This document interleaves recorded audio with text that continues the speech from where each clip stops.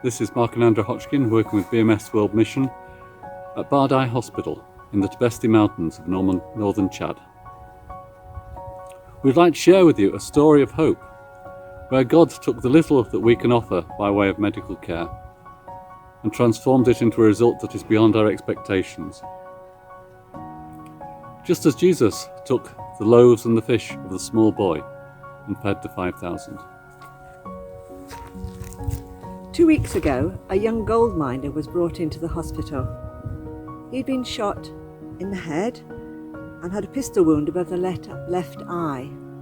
It's not uncommon for us to receive cases of people who've been shot.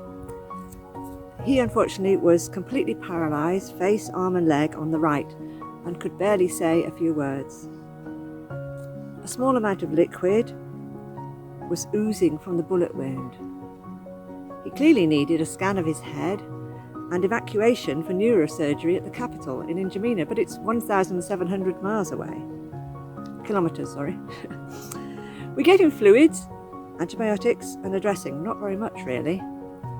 The next day he was a little bit more alert and talking a bit more, but still paralysed.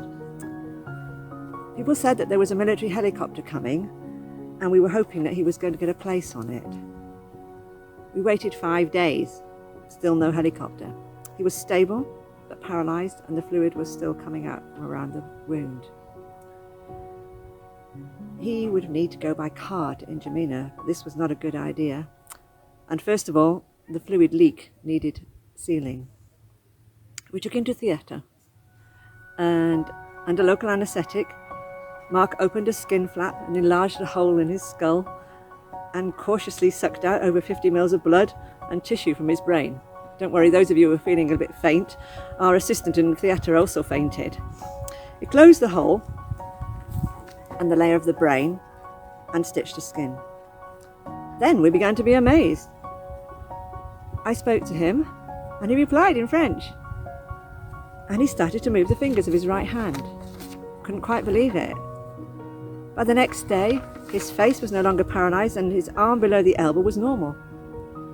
And as I'm talking to you, he's now able to use his hand. And although his leg is still weak, he's starting to walk with assistance. We're now hoping for a full recovery. It's God's amazing work. You too are part of this amazing story. Thanks for your part in supporting our work through prayer and through your giving, especially for the recent COVID appeal. So this Christmas, as we're all facing many difficulties, we are also praying for you, and we're giving thanks to the power of Jesus, and that the future may be one of peace and of hope.